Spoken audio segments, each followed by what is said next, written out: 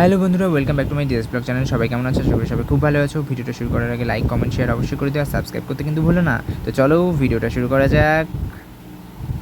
এখানে দেখতে পাচ্ছ একটি ছবিতে একটি শবদেহ, তার উপরে বড় বড় নখালা, দুটো পদচিহ্ন, এবং হাতে রয়েছে একটি সর্প, খড়গ, এবং এই হস্তে রয়েছে দুটো মুন্ডমালা আর ত্রিশূল, আর গলায় নরমুন্ডমালা, আর মস্তকে রয়েছে চন্দ্র।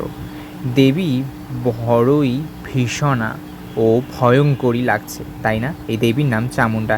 ভীষণ উগ্র এই দেবী, তাই না? এই দেবীকে আমরা কখন পুজো করি তোমরা কি কেউ জানো?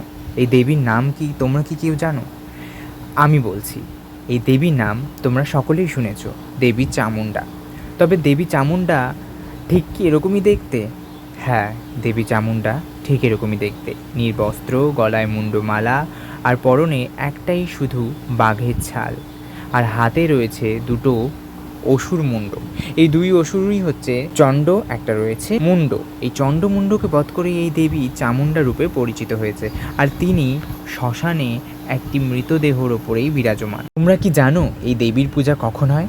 শোনো তবে আমি বলছি। এই দেবীর নাম চামুণ্ডা কেন হয়েছিল সেটাও বলছি।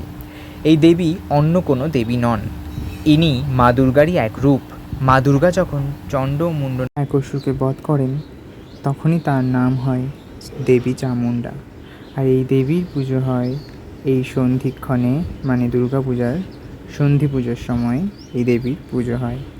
তাই পুজোর সময় বলা হয়ে থাকে মা দুর্গার সামনে সোজাসুজিভাবে তাকাতে নিষেধ করানো হয়, কারণ দেবী সেই সময় চামুণ্ডা রূপে রেগে থাকেন।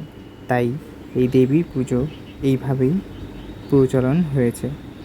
জয় মা চামুণ্ডা। ভিডিওটি ভালো লাগলে অবশ্যই লাইক করে দিও, আর ছবিটি কেমন লাগলো, কেমন এঁকেছি তা অবশ্যই কমেন্ট বক্সে জানিও। Thanks for watching video.